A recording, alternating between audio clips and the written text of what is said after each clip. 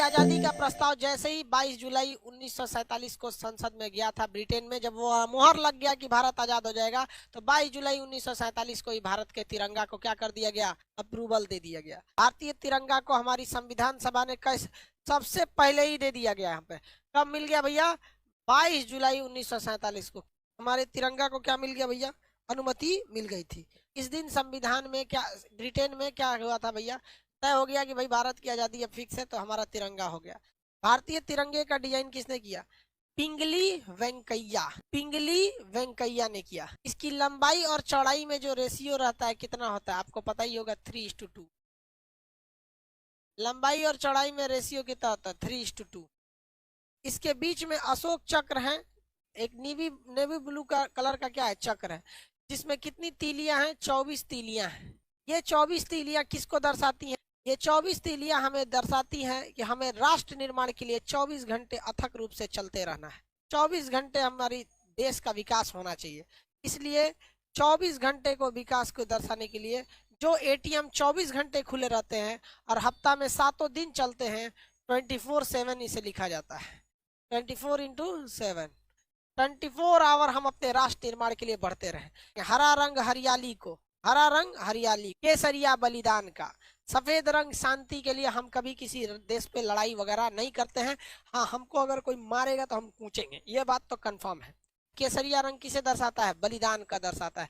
कुछ लोग कहते हैं केसरिया नहीं होगा, कुछ लोग कहेंगे हरा नहीं होगा। अरे हमारा देश का तिरंगा सबसे बेहतर है। हरा क्या हरियाली कोई मिटा सकता है, केसरिया के आसमान और सूरज के रंग को कोई बदला जा सकता है, नहीं। तो देखिए हमारा जो है बलिदान का, केसरिया एक्चुअली किस चीज के लिए, बलिदान के लिए। हरा रंग किसके लिए, हरियाली के लिए। हमारा देश हरा भरा है भाई, मेरे देश की धरती। इसमें गलती कैसे कर देता है लड़का सब। हम बचपन में छोटे थे तो तिरंगा बनाना था ना, तो हमने गलती से क्या किया, केसरिया को नीचे कलर कर दिया, ग्रीन को ऊपर कलर कर दिया। अब छोटे बच्चे हम लोग थे, लोग 4-5 में पढ़ते थे, तो टीचर हमको समझाएं कि देखो बाबू ऐसा गलती नहीं करना। हम कहे कि सर हमारे दिमाग से उतर जाता है कि केसरिया ऊपर रहेगा ग्रीन, तो हमको बड़ा प्यार से समझाए, देखो बाबू हरियाली जो होती है वो कभी ऊपर हरियाली थोड़ी होती है आसमान में। हरियाली जब भी आएगी तो नीचे रहती है, जमीन पे हरियाली रहती है। हाँ सर, इसका मतलब हरा नीचे रहेगा। और सूरज का रंग केसरिया होता है, वो कहाँ जमीन पर रहेगा, नहीं तो ऊपर रहेगा। तो छोटे बच्चों को ऐसे ही समझाया जाता था, हमने गलती कर दिया था। हमारा झंडा, झंडा रूल के हिसाब से आप सूरज निकलने से पहले अंधेरे में झंडा नहीं लहराएंगे। सूरज निकलने से पहले अंधेरे में झंडा नहीं लहराएंगे। यानी जब भी झंडा लहराना है तो जब सूरज निकल जाए, सूर्योदय की रोशनी में, सूर्य की रोशनी में हमारी झंडा का तोलन होना चाहिए, फ्लैग होस्टिंग एकदम। और जब सूरज ढलने लगे तो हमारी झंडा का अपमान न हो, अंधेरे में हमारी झंडा को कोई देख न सके, हमारे वीरों के बलिदान को, हमारी मिट्टी की हरियाली को जब कोई देख न सके, तो हम लोग को झंडा क्या कर लिया जाता है, सूर्यास्त के बाद उतार लेना चाहिए। झंडा में नियम है कि जब भी कोई व्यक्ति झंडा में लेके आगे चलेगा आंदोलन वगैरह में, तो दाहिनी हाथ उसका ऊपर रहना चाहिए और बायां हाथ उसका नीचे रहना चाहिए। इस तरह से वो फ्लैग मार्च को लेकर चलेगा। यहाँ पे झंडा को इस तरह से, ये नहीं कि दाहिना हाथ कहाँ रहना चाहिए, ऊपर रहना चाहिए, राइट हैंड इस तरह से लेके वो मार्च करके चलेगा। अब जैसे मान के चलिए कि अगर सैनिक हैं, अगर हमारे देश के सैनिक हैं, तो सैनिक को परेड वगैरह लंबी दूर तक नहीं रहना। अब मान के चले किसी को आंदोलन करके लेके जाना है झंडा, तो उसे क्या करना है, अपनी गाड़ी पर झंडा सबसे ऊंचा रहना चाहिए। अगर आप किसी धार्मिक झंडे को इस झंडे के साथ लगाना चाहते हैं, या भारत में रहकर किसी अन्य देश का झंडा लगाना चाहते हैं, तो कोई भी झंडा भारत के झंडा से ऊपर नहीं हो सकता। जैसे मान के चलिए किसी को अपना केसरिया झंडा लगाना है, किसी को हरा, किसी को लाल, किसी को गुलाबी, किसी को कुछ भी, तो वो इस झंडे से नीचे रहना चाहिए। हमेशा हमारे नेशनल फ्लैग का रेस्पेक्ट बना रहना चाहिए। हमारे झंडे से ऊपर किसी का झंडा नहीं रहना चाहिए, किसी को कोई दिक्कत नहीं। देश के अंदर अब पता चला अमेरिका में गए हैं, कहेंगे कि हमारे झंडा ऊपर रहेगा, तो भाई अमेरिका के लोग का देश वो अमेरिका है और वो अपना झंडा ऊपर रखेंगे, तो ये तो बेवकूफी हो जाएगी ना भाई। आपका नियम अपने देश में लगता है। अब एक चीज और ध्यान दीजिएगा, मान के चलिए रूस के राष्ट्रपति व्लादिमीर पुतिन भारत में आए, तो व्लादिमीर पुतिन जब भारत आते हैं तो बताइए उनके सामने उनका झंडा नीचे रखेंगे, हमारा झंडा ऊपर हो जाएगा, तो भाई उनको भी तो खराब लगेगा। हर व्यक्ति को तो अपना देश प्यारा होता है। तो जब कई सारे झंडे एक साथ लगे हों, तो भारत का झंडा उस झंडे के दाहिने साइड रहना चाहिए। किस कहाँ रहना चाहिए, दाहिने साइड।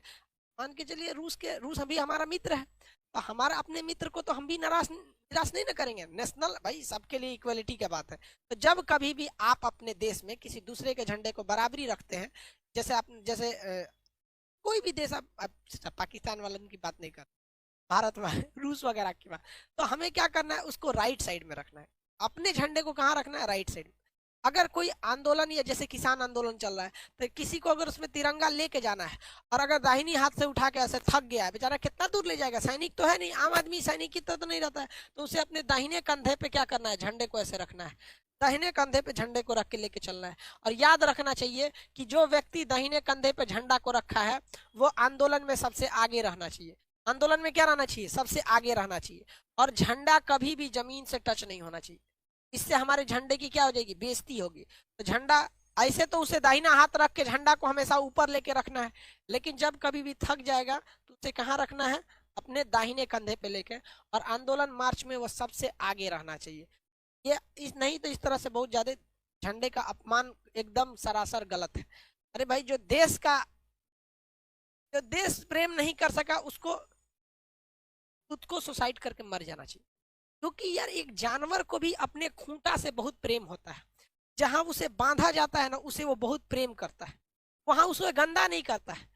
और कैसे लोग हमारे देश को लोग उल्टा सीधा बोल देते हैं, हम अपने झंडे का देखिए, एक जाने अनजाने में कभी हो गया, जैसे कभी हम 26 जनवरी को आप देखेंगे सड़क पे कभी कोई तिरंगा गिर गया है, तो कोई जानबूझ के नहीं फेंका होगा, जाने अनजाने में उसे गिर गया होगा, तो आप कम से कम उसे उठा लीजिए।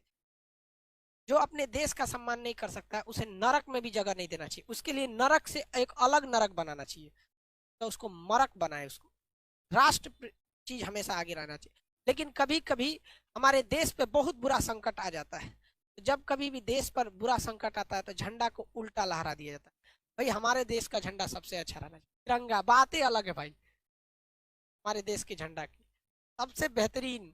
पहली बार भारतीय झंडे को विदेश में किसने लहराया था, किसी ने कोई बता सकते हैं, जर्मनी के शहर स्टुगार्ट्स में लहराया गया था 1907 में। किसने लहराया था बताइए। अंतर्राष्ट्रीय सम्मेलन में हमारा तिरंगा सबसे पहले किसने लहराया, मैडम भीखाजी कामा। एक सैल्यूट उस वीर महिला के लिए, भारतीय स्वतंत्रता की जननी कहा जाता है मैडम भीखाजी कामा को। तिरंगा झंडा लहरा दिया था 1907 में, जब हम गुलाम थे तब लोगों ने देखा कि भाई ये किसका झंडा है, तब पता चला कि भैया ये देश भारत का ये क्या है, झंडा है। अब देखिए झंडा के साथ दो कंडीशन, ये जो झंडा ऐसे सीधा है, अगर हम इसे ऐसे कर देंगे झंडा को, तो टेबल कुर्सी पे जब झंडा रहता है तो दो झंडे ऐसे रह जाए तो कोई दिक्कत नहीं है, दो दो झंडे अगर तिरछा हो जाए तो कोई प्रॉब्लम नहीं है। जैसे ये देखिए, अभी कोई दिक्कत नहीं, अभी कोई दिक्कत नहीं है, अभी कोई दिक्कत नहीं। लेकिन अगर हमारे राष्ट्रीय स्मारक जैसे सुप्रीम कोर्ट, राष्ट्रपति भवन, इस सब पे अगर जो झंडा सीधा लगता है वहां का झंडा तिरछा नहीं होना चाहिए। जैसे राष्ट्रपति भवन का झंडा है, अगर इस झंडे को इस तरह से झुका दिया गया तो समझ जाइएगा कि देश का बहुत बड़ा क्षति हुआ। राष्ट्रीय शोक अगर होता है, दुख दर्शाया जाता है कि ऐसा दुख जो पूरे देश को लगा है, तो उसमें राष्ट्रीय झंडा झुकना चाहिए। जैसे हमारे एपीजे अब्दुल कलाम का जब निधन हुआ था, हमारा झंडा झुक गया था। हमारे पूर्व राष्ट्र प्रधानमंत्री अटल बिहारी वाजपेयी जी का जब निधन हुआ था, तो हमारा झंडे को क्या किया गया था, झुका दिया गया था। तो जब देश को एक अभूतपूर्व एक बहुत बड़ी क्षति हो जाती है, कोई बहुत बड़ा देशभक्त या बहुत बड़े व्यक्ति की जब निधन हो जाती है, तो राष्ट्रीय शोक मनाने के लिए, ये दिखाने के लिए कि हमारा पूरा देश आज शोक में डूबा हुआ है, हम अपने झंडे को क्या करते हैं, झुका देते हैं। अब एक होता है उल्टा झंडा। उल्टा झंडा का मतलब ऐसे नहीं होता है कि लकड़ियां ऊपर कर देंगे, ये उल्टा झंडा नहीं है। उल्टा झंडा का सेंस क्या होता है कि केसरिया कहाँ हो जाएगा, नीचे, केसरिया कहाँ हो जाएगा, नीचे, और ग्रीन वाला कहाँ हो जाएगा, ऊपर। उल्टा झंडा का मतलब होता है कि हमारे राष्ट्रीय शोक है, मतलब कोई विकट परिस्थिति आ गई, भयानक भूकंप आ गया हो, भयानक कोरोना कंट्रोल के बाहर हो गया है, त्राहिमाम त्राहिमाम हो गया है, कोई बहुत बड़ा जल सैलाब आ गया है, बहुत भूकंप टाइप का कुछ या सुनामी टाइप का कुछ आ गया, राष्ट्रीय संकट आ गया है, तो अब हम अपने झंडे को क्या करते हैं, उल्टा कर देते हैं। अपने झंडे को क्या करते हैं, उल्टा कर देते हैं। भगवान न करे कभी हमारे देश पे ऐसा संकट आए, हमारी भारत माँ का झंडा हमेशा लहराता रहे शान से एकदम। यहाँ पर राष्ट्रीय शोक जो है भाई हमारे देश में कभी कभी तो होते ही रहते हैं, जैसे साइंटिस्ट अब्दुल कलाम, अटल बिहारी वाजपेयी, ये लोग हमारे, इनका गुजरना हमारे लिए भाई सब एक तो बहुत बड़ा क्षति है। भगवान न करे हमारे झंडा कभी उल्टा हो, ऐसा कोई संकट ना आए देश पर, भगवान स्पेशल ध्यान दीजिएगा, हमारा देश का झंडा सीधा ही रहे।